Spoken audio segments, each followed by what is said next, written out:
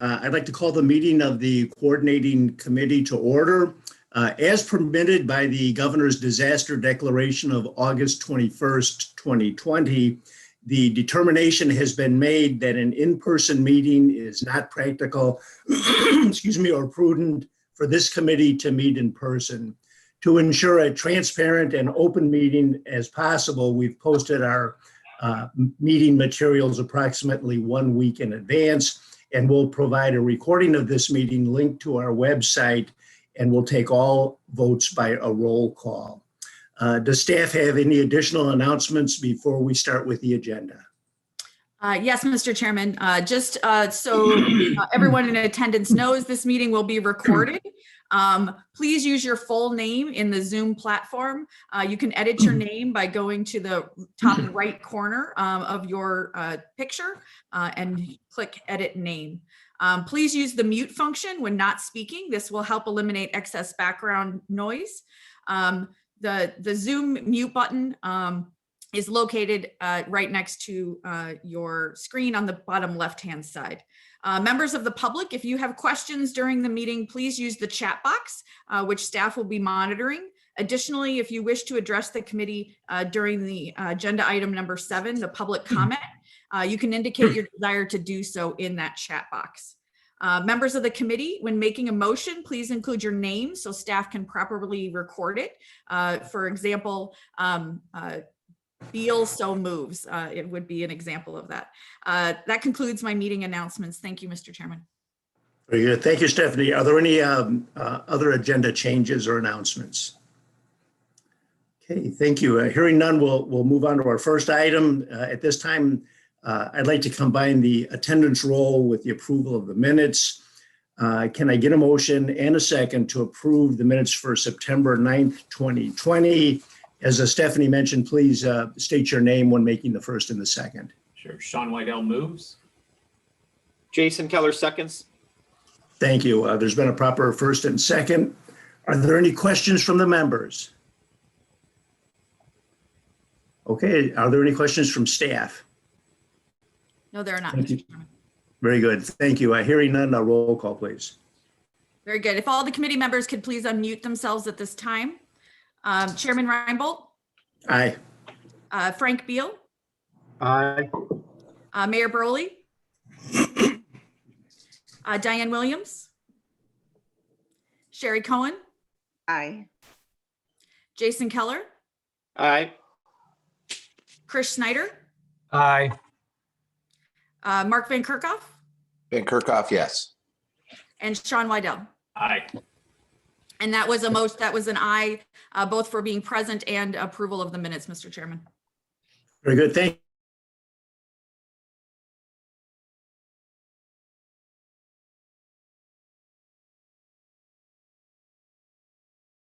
On the staff, in the embedded staff program. Mr. Brown. Thank you, Chairman. Good morning.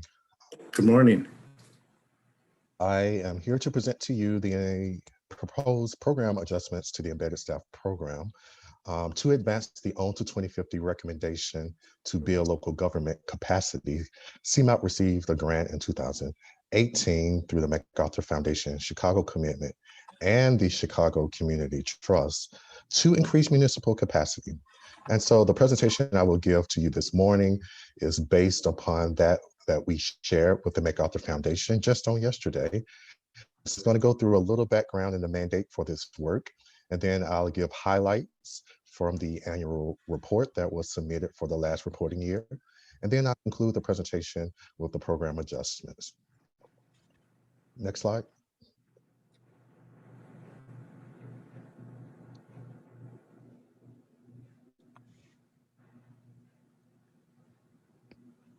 So I'll start the conversation here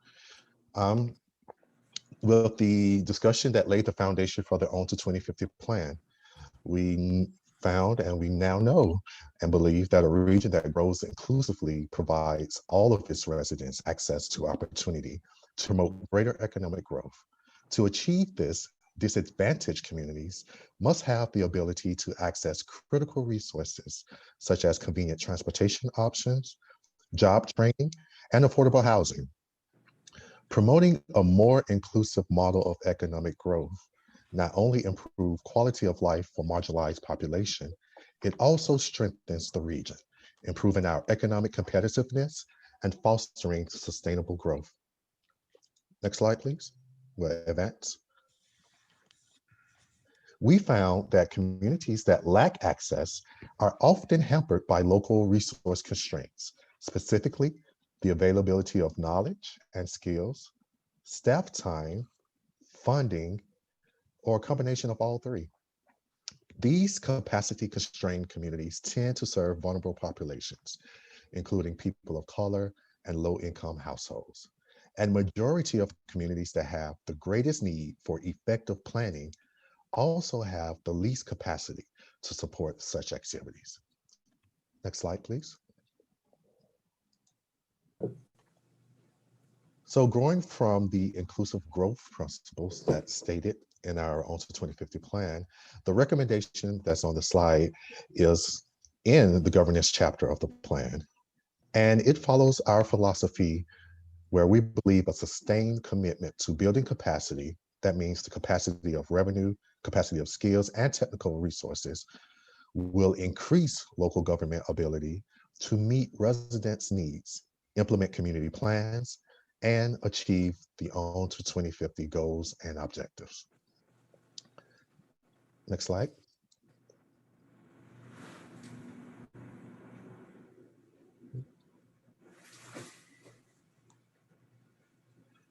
So as the first strategy on the previous slide suggests, we have extensive experience in doing the work on the ground in close collaboration with our municipal partners and communities through the local technical assistance work that we do. In 2010, CMAP initiated in 2010, CMAP has executed more than 200 local projects with local governments, nonprofits, and intergovernmental organizations to address issues at the intersection of transportation, land use, housing, natural environment, economic growth, and community development. Next slide. And it's with this extensive experience that we fashioned the 4 programs under the local capacity building set of services to provide local communities with a set of targeted technical assistance designed to build the capabilities of local governments to resolve the increasingly complex issues faced in their community. And I'll quickly go over the entire suite. The first is the Coordinated Investment Studies. This is our partnership opportunities program that facilitate discussions between interested local governments to find opportunities to save costs of public infrastructure and services through. Next, the Enhanced Local Technical Assistance is evolving our current local technical assistance program to provide our CMAP planners with a resource and research in the form of a guide that provide targeted capacity building recommendations and activity that caters to local needs for each local community. Just think of the 200 communities that we have already served. If we had instituted some capacity building activities while doing those projects, we would have already increased a number of municipalities' capabilities. And so the thought is, moving forward, let's embed some of these strategies that we're learning into the local technical assistance program so that we can see increased municipal capacity in the next future of the local technical assistance program. The next program I'll speak of is the Leadership Academy. This is the professional development program that expands upon CMAP's existing training activities.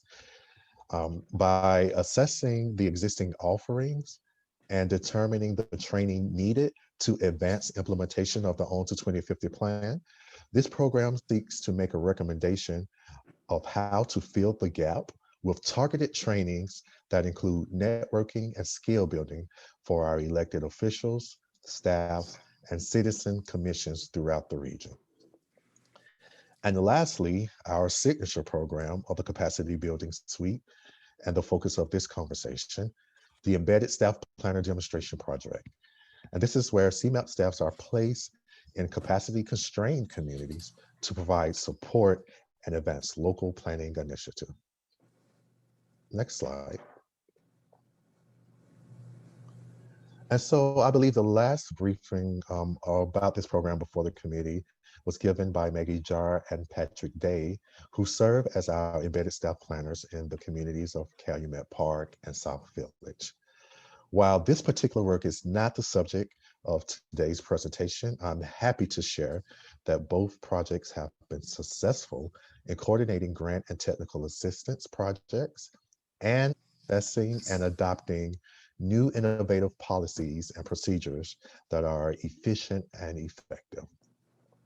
I would also like to note that with the assistance from our embedded staff planners, Calumet Park and South Village were successful in their applications for the 2020 Invest in Cook grant program. Calumet Park, in partnership with City of Blue Island, was awarded $100,000 to create a multi-jurisdictional industrial sub-area action plan for underutilized industrial areas.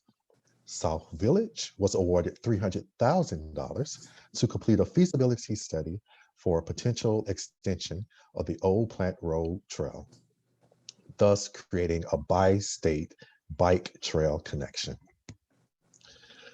The work in these communities will conclude in the spring of next year, and we do look forward to bringing you a full report of the challenges and successes that we encountered. Next slide. So at the beginning of this calendar year, the Embedded Staff Planner team undertook the development of community selection process for the next round of Embedded Staff Planner communities. We had anticipated those to start in the summer of 2020, this past summer. And as you can see from the slide, that work culminated in a series of quantitative and qualitative filters that identify the capacity-strained communities with the most potential to benefit from the Embedded Staff Planner demonstration project. Next slide, please. And so from that criteria, initial list was created from the first two filters of communities to focus on. Now, trust me, it's not my expectation for you to read the chart, but the headers correlate with the criteria listed on the previous slide. Next slide. And from, oh, I apologize, some of the graphics isn't showing up on your screen. But from that discussion, from the qualitative discussion, from the filter 3, with our planning liaisons throughout the region, CMAP staff, and other partners, a short list of 8 communities was created. And those: Harvard, Beach Park, what's not seen is Beecher, Maywood, Justice does not appear on your slide, Riverdale, Harvey, and Midlothian.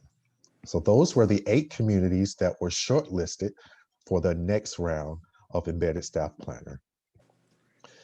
When pulling up this information, I noted that the file was dated March 11th, and that is what I have termed as BC, because that was nearly 4 days before Corona. Next slide. And we know after Corona, the world has been altered, and we are now working remotely and trying to find new ways to advance the work that we are doing.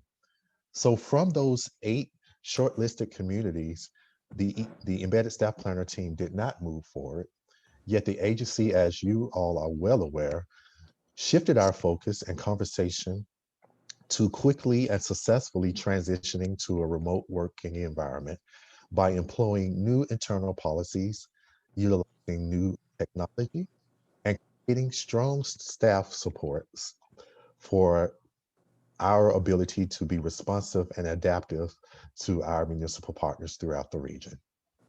We also in March launched the Local Government Network, in which we were able to reach out to communities to gain insight on their needs during this transition time. And what we heard was a highlighted need for basic essential services, needs to support for CMAP to support advocating for federal and state aid and assistance in navigating new programs to address the many challenges communities are now facing, including job loss, small business disaster relief, and economic growth. So it was these factors that led to the evolution of the Embedded Staff Planner program for this, our third and final year. Next slide. And so the three new programs we are proposing in the Capacity Building Suite are based on the 10 years of extensive experience with the local technical assistance program, 2 years of lessons learned from the initial demonstration program in the villages of South Village and Calumet Park, and insights gained through our local government network. The intended outcome of the proposed adjustments do not change the original program design. CMAP still intends to achieve the same results of increased municipal capacity, peer-to-peer municipal network building, and increased regional coordinated investment through a more informed, efficient, and innovative program delivery of the three new programs you see before you. The first program, called NEXT, is putting plans into action. I characterize this as ESP Light because, as you can see from the three activities under this program, it closely aligns to the work that Maggie Jara and Patrick Day are doing in the respective villages that they are working on today. And what we are proposing is to do a 10-month quick strike in potentially 2 municipalities to learn and prioritize their needs, facilitate the creation of an action plan, and then to actually start facilitating implementation. And so from this program, we envision that the major deliverable will be an action plan, a roadmap that's created that municipalities can take and start to advance recommendations of the plans that we've been able to work on with in partnership with the community. The second program, ROI, Resource Opportunity and Impact. This program is a targeted capacity building around grant readiness of our municipal partners. By first establishing a consensus of what are the priority transportation projects in the village or community, then we will move on to identify the steps to implement those transportation projects and conclude our work with a completed grant or application that we hope to be successful in receiving grants and resources to actually implement the transportation projects identified. Of key note, we envision this work not only helping municipalities be more successful in applying for grants, but also providing technical assistance in managing the funding once the grant is awarded. And so with this work, we envision we can reach 3 to 4 municipalities in the remaining time and resources provided to us from the MacArthur Foundation with a 6-month period at 250 staff hours per municipality. And the last program is the Capacity Building Consortium. And here, essentially, we are creating a cohort of municipalities to take on a challenge, a shared challenge throughout the municipalities to advance and make strides towards addressing those issues in their respective community. So the activities that we envision for this program is to build a strong relationship between the participating municipalities, explore and develop an informed perspective of the shared challenge among all of the municipalities, and then foster a collaboration that, as I suggested, that addresses those challenges from their respective community. And so a major deliverable for this project would be the creation of a multi-year plan for collaboration. And we're still evolving the structure of this program. I'll get into that in a little bit on this presentation, but we envision around 300 to maybe 450 staff hours dedicated to this new program. Next slide. And so I'll go into a little bit more detail of each of the program, starting with the next program. So as I stated, we envision 2 municipalities, and one that the team, embedded staff planner team, feel very strongly about is the Robbins community being one of those communities that we go into. And I've shared some of the demographic profile of that community, but I can also tell you that why this was so attractive, because we only have, 11 months left on the MacArthur grant to complete this work. So we were looking for communities that we already had a presence in, communities that we felt that we can quickly pivot and ramp up the activity needed to execute this project. And so in our conversations on yesterday, I can also share that the MacArthur Foundation had questions about our, I guess, preference of the Robbins community, but were very satisfied with our actions, with our answers, and supported the selection of Robbins as one of the municipal communities that would be selected for this program. For the remaining communities, we can go back to those 8 shortlisted communities to select among those which ones we feel appropriate for this program. And we can also look at the medium list, the spreadsheet chart that I shared earlier in this presentation. We can also go back and look at that list to see what has changed since March that makes some municipalities attractive more than they were back in March when we initially created the short list of 8 communities. Next slide. And so for our resource opportunity impact, once again, this is the grant readiness targeted technical assistance. We envision doing an invitational to selected municipalities requesting assistance for grant readiness and preparation. Again, we decided this would be the best route, given the limited amount of time, to just target on those municipalities that have been identified through those 2 criteria that I have on this slide. A, by having conversation with Cook County staff. As we know, the CARES Act has distributed funds throughout the region. And we can inquire with them which municipalities that they feel that this program would serve the most benefit in helping those municipalities identify projects and allocate the funds appropriately as with the guidelines of the CARES Act. And then the next is by having conversation with our fellow CMAP staffers, those that manage the Transportation Federal Funding programs for many years now. And we feel our staff has the institutional knowledge to know which communities could greatly benefit from the program that we are offering, once again, in the limited amount of time that we have remaining on this grant. Next slide, please. And so in discussing, the cohort program, the Capacity Building Consortium, we thought the municipal selection should be a confluence, an intersection of the topic area and the cohort needs. So when it comes to the topic area, the 2 that we discussed with the MacArthur Foundation of being our preferred topics are equity, as you can see, to build strategies to advance racial justice in policies, institution, and culture, and COVID targeted technical assistance.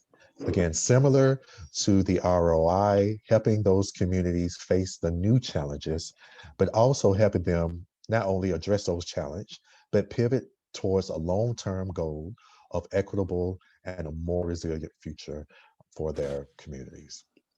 And so when I say cohort need, I'm speaking of, we discussed, the embedded staff planner team discussed creating an intentional grouping of municipalities where you can have a very high need municipality partner with a low need municipality. So therefore, you might have one municipality within the grouping that has resources, staff time, and the capability of providing shared services or collaborative services with the other municipalities.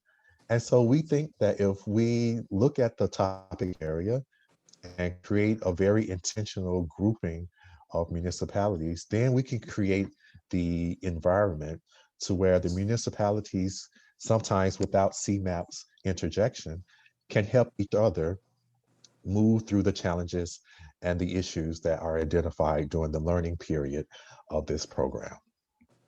Next slide.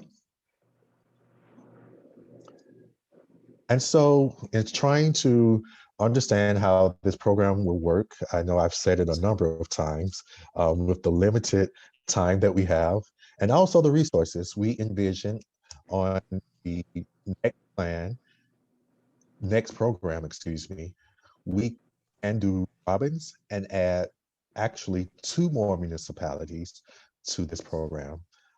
Municipality number 3, we figure it can be a very light strike.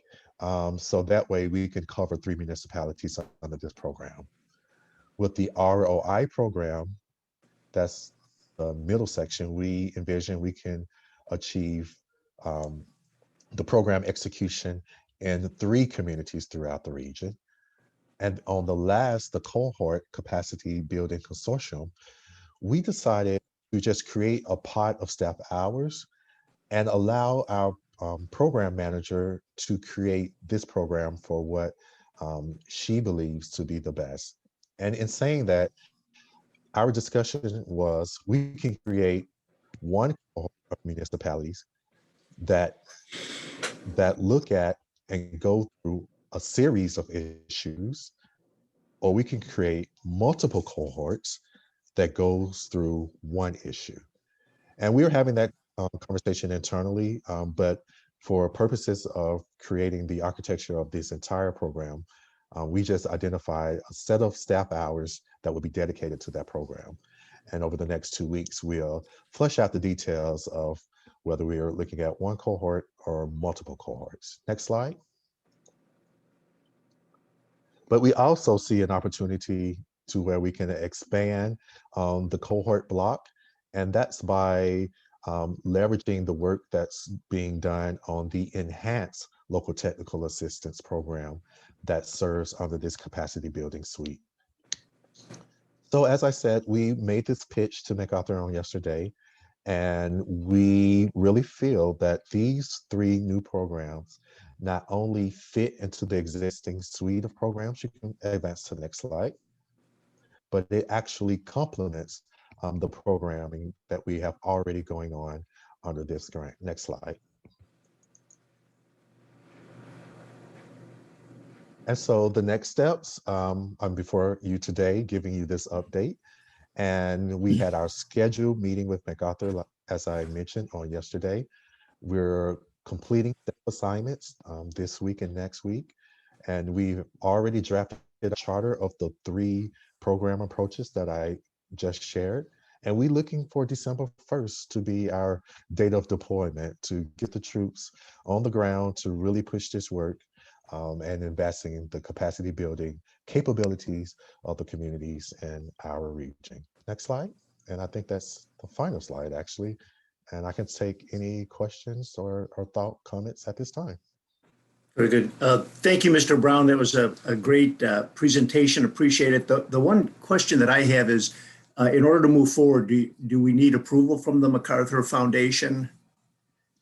Yes, and we got that approval verbally yesterday. Oh, great. They said that their comments were that the changes to the scope as I've just described fits within the program mission and goals that were stated in the beginning of this grant. So we have their blessings to move forward. Great. That's very good news. The programs, in my mind, are very logical next steps and in the evolution of the program. Appreciate all the work that's gone into that, but I would like to open it for other questions from other members. So I was very impressed with all of the thought that has gone into the work that we're doing, and I think everybody who's on this call knows that this is an area that I certainly think has tremendous value to the communities that we serve. And so I'm delighted to see this sort of take off. I'm not sure that I fully understand, in all candor, all that's going to that's sort of the end point of this. Like, I guess I'm kind of looking for a slide that lists the things that we're going to be doing and kind of the time frame that we're going to be doing them in, so that I can clearly understand when we're going to be soliciting communities or defining communities besides Robbins, and when we're Mhm. going to be doing those other pieces. It's clearly, like I said, impressive work, and I'm just trying to organize all of it in my head right now. I certainly understand, and I could tell you the team, we are trying to do that as well. But I can share that, as I said, we are looking to move forward on December the 1st. So that's really the next 2 weeks that we are finalizing community selection and having internal conversations to do so. I can also share that before putting this presentation, well, after submitting and putting this presentation together, we have actually advanced some of those conversations. Okay. So I believe we are farther along I know that we are farther along than what I was able to present today. But again, we're still finalizing those conversations. So my sense is that you'll come to the point that where you'll put all that together, and then that along with this presentation would be good so that we can kind of really digest all of the work that you're doing. I mean, I think this part of the work is just, like I said, really important. I am curious, I think about the communities that you selected in the South suburbs, and certainly there's need in those communities. And there are also a number of other communities that weren't selected. And so at some point, I just kind of like to understand better how those came about. Certainly understand. Very good. Thank you, Diane. Are there any other comments or questions on this topic? Chairman, this is Jason Keller. May I ask a question? Yes, sir, please. Thank you so much for this. I think this accomplishes a lot of what was presented to us before in draft form, so I thank you for that. Similar to Diane's question, though, the communities that are not chosen, what happens to them? I realize there can't be the embedded program, but are they eligible to participate in either the cohort or something else that still gets them some guidance from CMAP at a more targeted level? Or if they're not selected as one of the main towns, are they included in 2022, for example? What happens to the places that are not selected to move forward? Yes, excellent question. So as we did in this round, we evolved the program, and then we went right back to the same list where we started from. And so the communities that are not selected remains on the interest list for us as we evolve this program. As I stated, we are only looking at what we can accomplish and be successful in having some lessons learned over the next 11 months with this grant. But our hope in spring is that we start to look at opportunities to expand this program capability so that we can reach the other municipalities that wasn't chosen to be part of this demonstration project. So we are definitely thinking about expanding the program and reaching more communities. And we hope we can start that conversation in the spring. Just a quick question as a follow-up to that is there a possibility that MacArthur might re-grant us so that we can in fact expand it? They did share there's limited capabilities on their part, given the pandemic and the number of resource constraining factors that they have on their end. There is some sense that we might get some support to move on past the end of this granting program, but it will be on a very limited basis. Okay, thank you. I could just add to that, Michael, as well, is that so the MacArthur Foundation is only funding part of this program. There's also a large transportation component to all of these three areas, and we were very cognizant of making sure we could leverage our transportation funding with all of this work. So there is a lot of work that can still be done even after the MacArthur grant has been expended. The MacArthur grant is great at allowing us to go into different topics that we couldn't otherwise cover under our transportation funding, but there's a lot of work underneath the transportation funding in these programs. As you can imagine, with the grant readiness, that's really getting people, communities ready for those transportation fundings. The consortiums can be around any topics, and so we can really take on a lot of the topics that our communities are facing with regards to more of the transportation related topics. And then the embedded staff planner, or the focused planners, are really implementing all of our plans that we're doing through the LTA program. So again, those are things that can be funded through our traditional transportation funding as well. So. Very good. Thank you, Stephanie. Yeah. Uh, And I just have one quick question. Sure. You had mentioned, thank you so much for this presentation. I really like the different programs that you've identified, that CMAP has identified to move this work forward. You had mentioned initially that you were looking to also build the capacity of the villages and municipalities. And it sounded like it was going to be for maybe the next iteration beyond this. Is that correct? Or does this have some level of capacity building for the municipalities through this year? Yes, we definitely feel that this has the activities for capacity building through this year.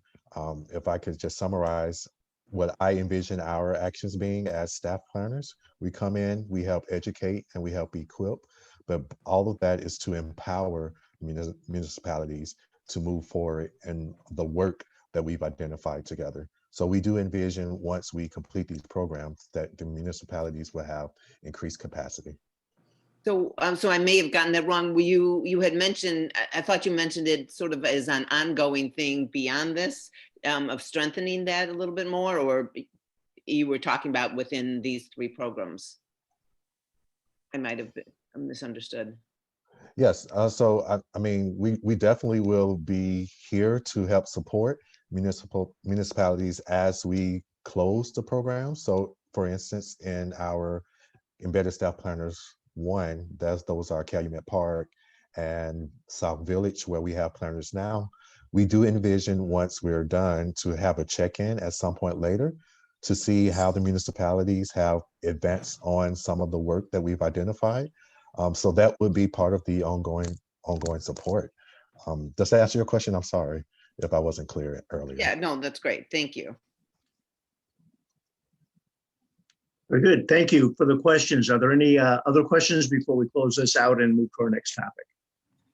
Chairman Chris Snyder, if I could ask a question. Certainly. Michael, and Stephanie and Michael, this goes to both of you. Since there is such a transportation focus, has there been any discussion of bringing in, transportation implementers, counties or others, to help supplement CMAP staff on some of these initiatives where we all have had success in helping our partner agencies, almost like a mentor protege program to kind of, where MacArthur Foundation may leave off, is there an opportunity for us to kind of pick up and be that linkage and carry on the good work that CMAP is doing?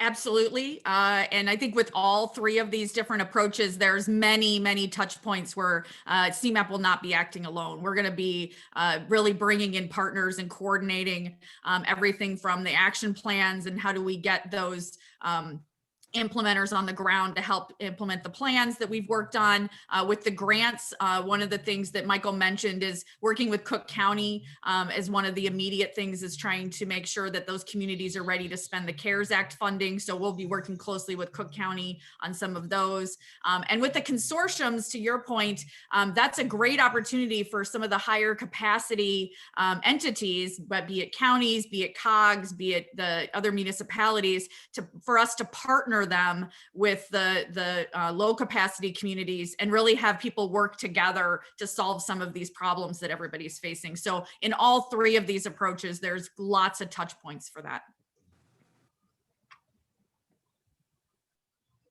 Very good. Thank you.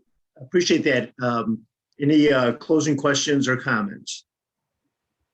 Very good. Thank you, Mr. Brown. Great presentation. Appreciate all the work you're doing on that for us. We will now move to our local incentive guide, and I will turn the floor over to Mr. Stern, who will give us a presentation on CMAP's local incentive guide. Mr. Stern. Thanks, Chairman. Good morning, everyone. Can you guys hear me okay? Yes. Yes. All right, great.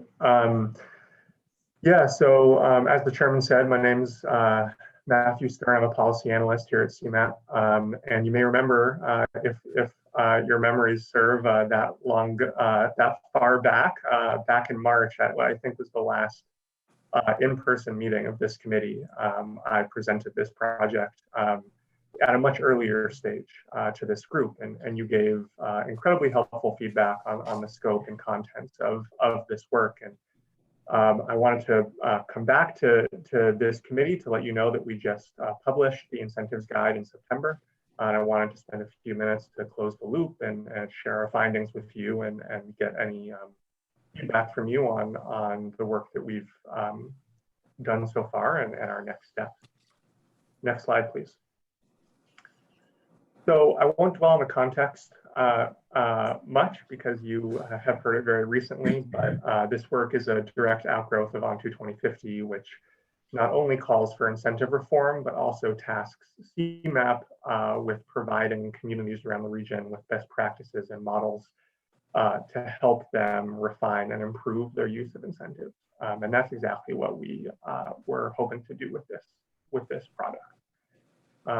Before I get into the particular recommendations, which is where I'll spend the majority of this presentation, I wanted to make three larger points about incentive use that came out of our research for this project. Next slide, please. The first point is just that incentive use is very widespread in the region, and that incentive use comes at a substantial fiscal cost. We analyzed regional data for the 4 most common types of incentives around the region: sales tax rebates, tax increment financing, property tax abatements, and then Cook County property assessment incentive classification. Over 3/4 of the municipalities in the 7-county region currently use at least one of these 4 incentive programs. Altogether, the cost of these incentive programs in the region is in the hundreds of millions of dollars. It's very hard to calculate a total because not only is the data incomplete, but the data that's available for each of these 4 incentive programs, it looks very different and it comes in very different formats. But just as one example, we know that amongst the region's 320 sales tax rebates that have been reported to the state, only about half of those rebates include unredacted lifetime agreement maximums. But if you add up only those maximums that we do have access to, you get about $350 million.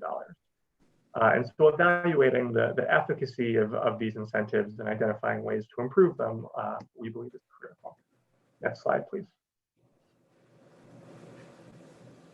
The next point is returning to a tension that we discussed at length in March, because our research and outreach really confirmed that this difference in perspective is central to understanding the competing views on incentive use.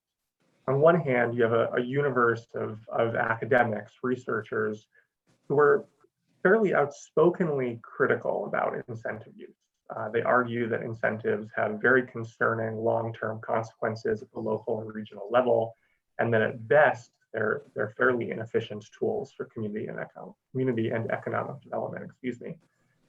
For example, research suggests that the vast majority, 75 to 90% of incentive use don't actually sway business location or expansion decisions. When they do, tax rate and incentive-based competition can lead to bidding wars that drive tax revenues down over time for all local governments. And of course, from the perspective of regional economic development, fighting over where in the region new development will locate often does very little for our overall growth and competitiveness as a region. There's another side to this story, of course, though, which is that from the position of the individual taxing district, incentives can be incredibly rational decisions. All communities face stiff competition from their neighbors. Revenue disbursement formulas at the state level reward competition, especially over sales tax generating businesses. And then in disinvested communities in particular, issues of slow growth, high property tax burdens, and limited staff capacity together make incentives one of the only tools in the tool bag. And so there's a huge amount of conflict here, and that really felt like one of the key takeaways from this work that we tried to thread the needle on. Next slide, please. The third point that I want to make is that incentives have a complicated relationship with inclusive growth and equity goals. The events of the last 6 months, including protests over police killings of Black men and women, as well as the disparate impacts of COVID-19, are important reminders of the systemic inequality that we're all hopefully working to dismantle through the community and economic development work that we're engaged in. In some situations, incentives can play to this. They can promote equity. They can artificially level tax rates. They can decrease development risk. They can be used to set expectations with businesses about who they hire, how much they pay, how much training they provide. And so incentives can have a lot of positive outcomes here. But on the other hand, incentives also have real costs and opportunity costs that can end up having the opposite impact. They reduce tax revenues that would otherwise have funded robust public services, and marginalized communities may not be the ones to actually benefit from new incentivized development. And so exploring this concept or this conflict on the level of the individual community and even the individual incentive deal, we believe is really important. Next slide, please. So it was with these sorts of complexities in mind that we set out to put this document out, and the format that we settled on was really a handbook or a guide, something that we hope will serve as a ready resource for practitioners and professionals around the region. The guide operates on a few different scales. We lay out 4 overarching principles for incentive use. We then provide 10 recommended evidence-based strategies for making sure that incentives are doing the most good possible. And then each strategy contains the number of very specific implementable practices. And there are 60 of these practices across the document that we encourage local governments in the region to consider adopting. Next slide, please. So I'll briefly cover the 4 principles that we argue should be applied across the board, across the region. We suggest that incentives should be performance-driven, evaluated regularly and improved over time, that incentive use should be transparent, that incentive use should pursue equity, and lest you worry that this wasn't a CMAP project, that incentives should pursue regional benefits, as intra-regional competition does little to help us improve our overall economic position as a region. Next slide, please. So there are 10 strategies. I'm not going to read off all of these. They're all in the guide, and there'll be a link to the guide at the end of the presentation. I can also drop it in the chat. But just to summarize a few, these are the ones that are highlighted in green. We recommend that incentives are used to develop community benefits and advance racial and economic equity, that incentives are used to target projects with the greatest potential for impact, to design incentives to promote high quality employment, and to consider non-financial solutions to challenges faced by prospective businesses instead of providing financial or tax incentives.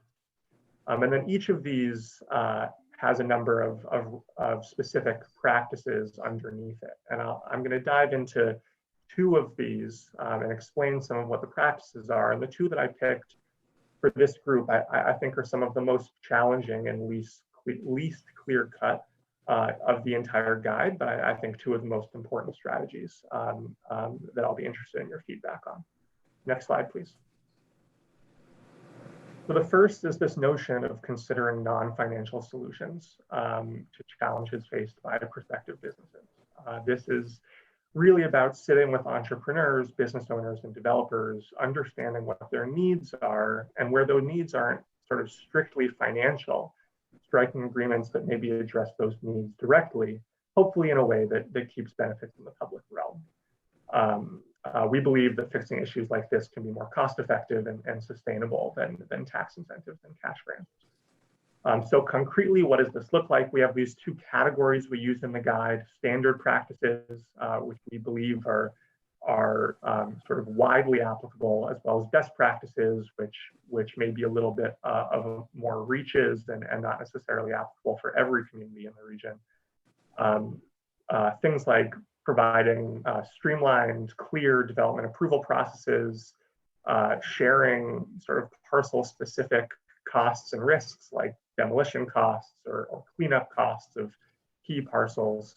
Over in the best practices side, implementing fast track programs, pre-approved sites that are shovel ready. And then this notion of attempting to directly provide public needs and services, things like worker training programs, improved transportation infrastructure, new bus routes, subsidized expansions of high-speed internet or other utilities, things that would stay in the public realm while still providing a substantial incentive for business. Next slide, please. The second one that I'll go into today is this notion of giving incentives in partnership rather than in competition with other local governments. And this one, I'll admit, is a little bit paradoxical, right? Incentives are fundamentally competition driven. But we believe that there are opportunities to do more partnership, both with overlapping taxing districts as well as neighboring taxing districts that could address some of those issues of competition and sort of race to the bottom on tax rates that is often the long-term outcome of incentive use. And so this is things like working with districts to be aware of what the total incentive package is and making sure that an incentive isn't larger than it needs to be when you add up incentives given by different jurisdictions. Considering the impact of a tax incentive on all of the impacted local governments that are affected by it, and avoiding bidding wars where possible. And then best practices include considering revenue sharing and cost sharing agreements, and then the notion of possibly developing non-poaching agreements to limit interregional competition. Next slide, please. So I'll stop there describing the guide. Again, I'll drop a link into the chat afterwards, and certainly invite as much feedback as you or any of your constituents or partners are interested in giving on this.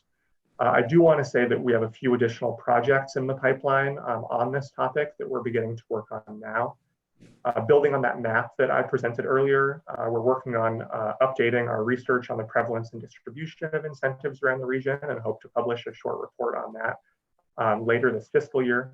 We're also working with the community of Richton Park via the local technical assistance program to support them in implementing some of these recommendations.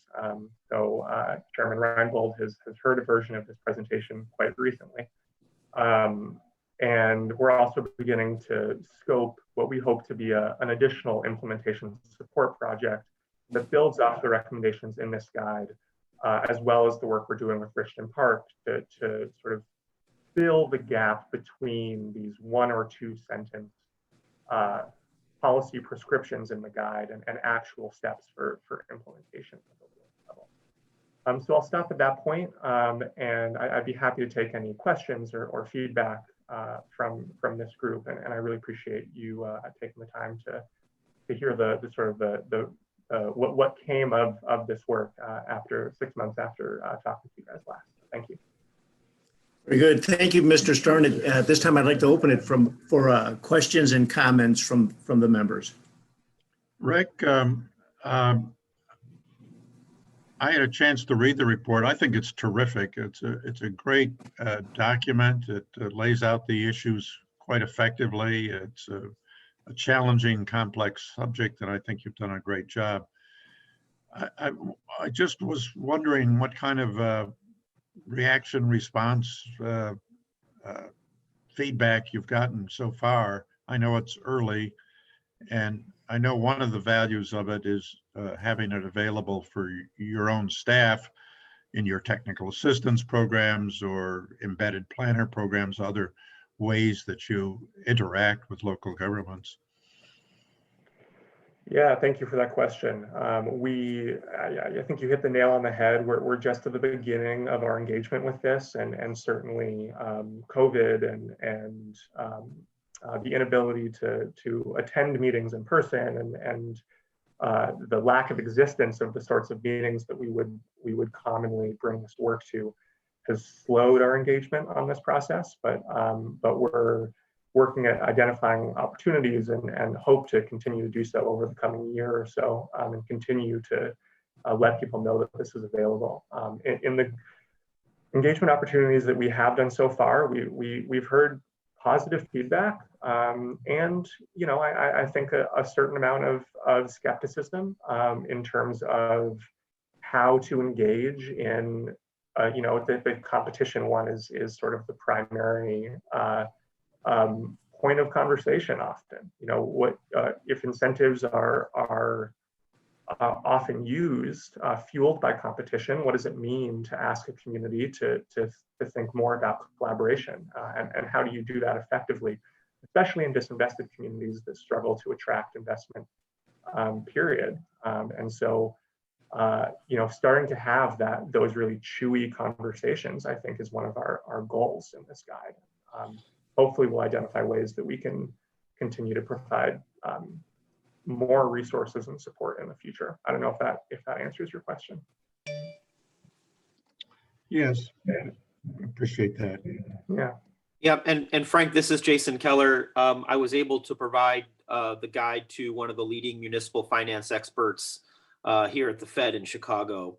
And him and I went through the document and provided Matt and the team some feedback, just from a municipal finance perspective, and gave them some things to think about. But I think overall, as you said, the document is very well done and gives individuals a real good opportunity to think about how the incentives can work for them, but also some potential pitfalls as well. So Matt, I don't know if you have anything to say about the feedback that was provided, but know that, again, it caught some eyes of the Fed here in Chicago too.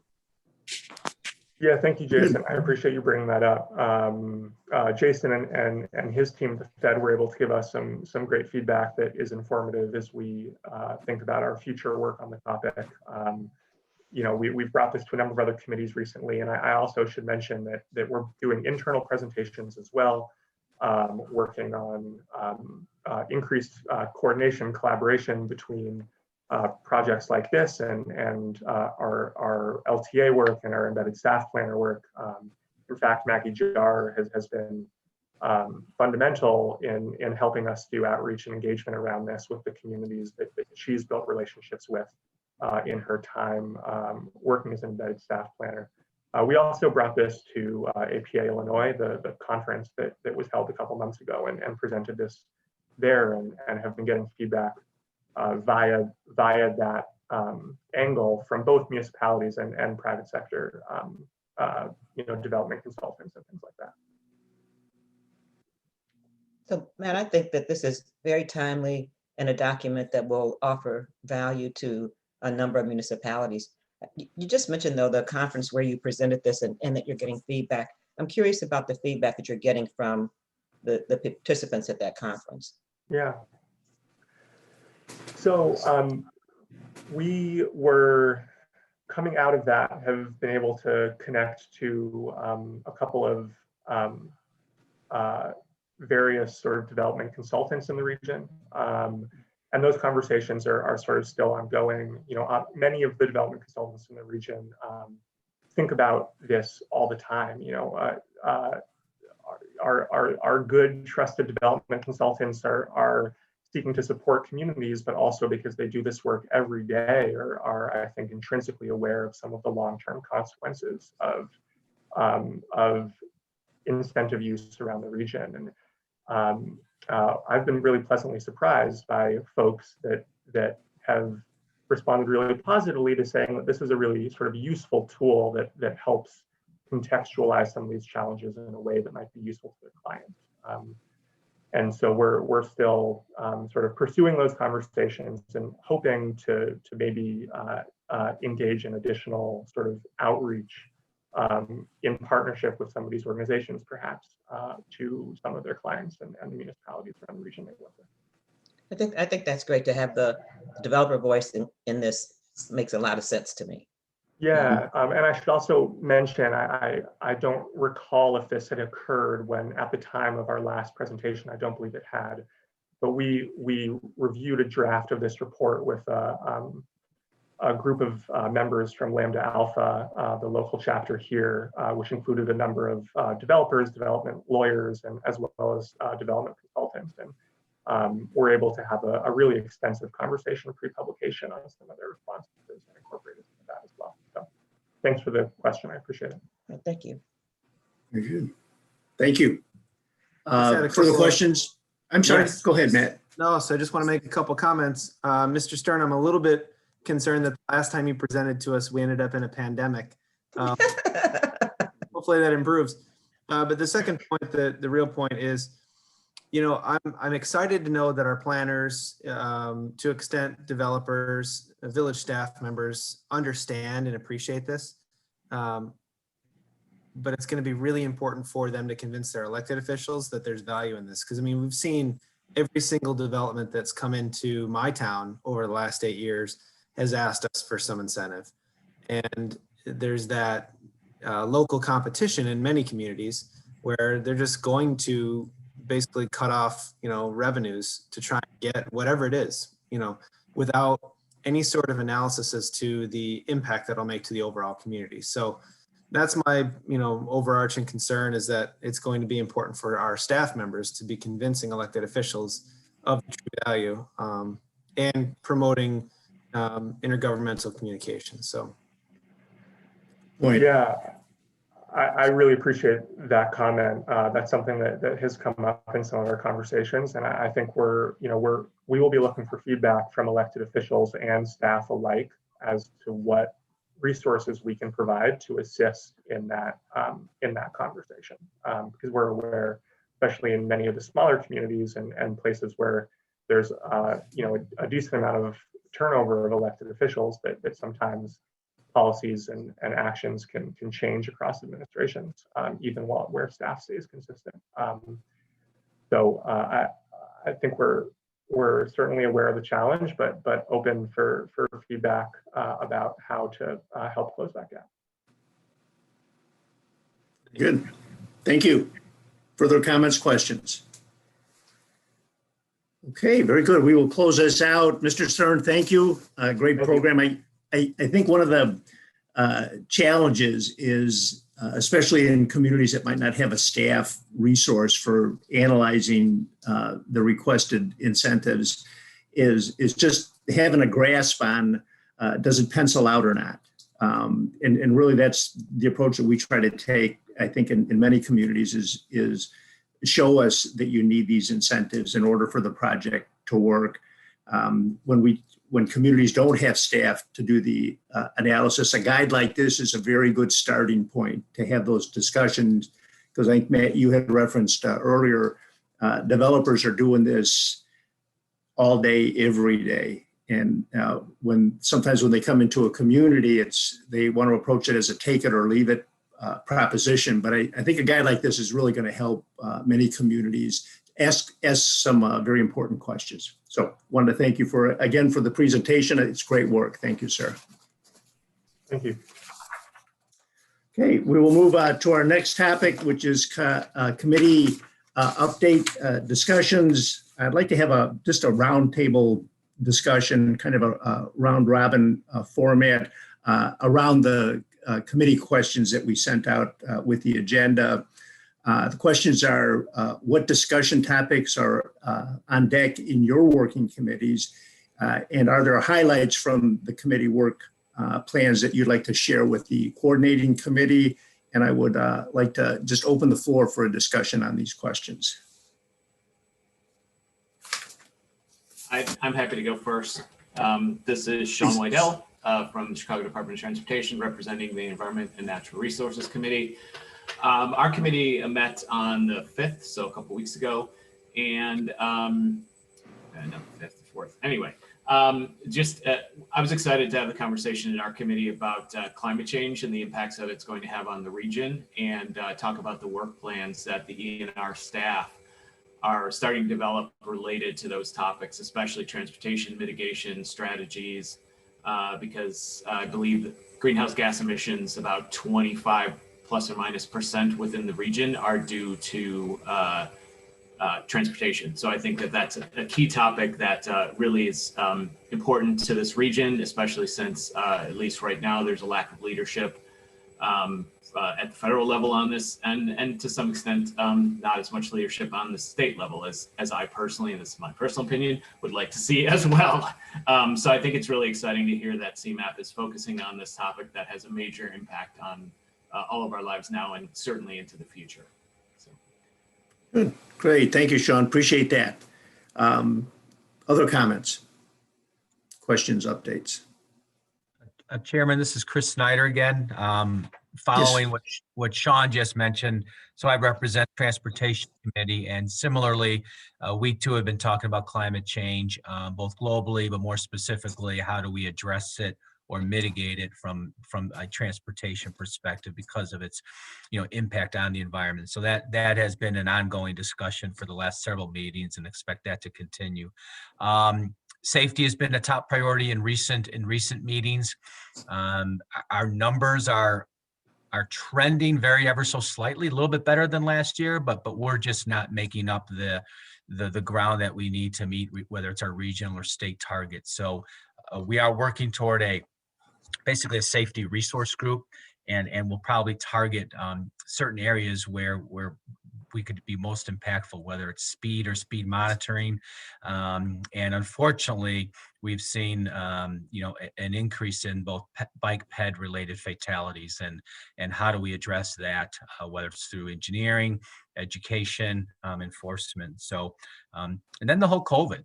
Our transportation industry is obviously directly impacted by what's going on, and declining revenues, is a concern. So I think those are probably the top areas that we've both discussed, but more importantly, we will be continuing the discussion as we move into 21.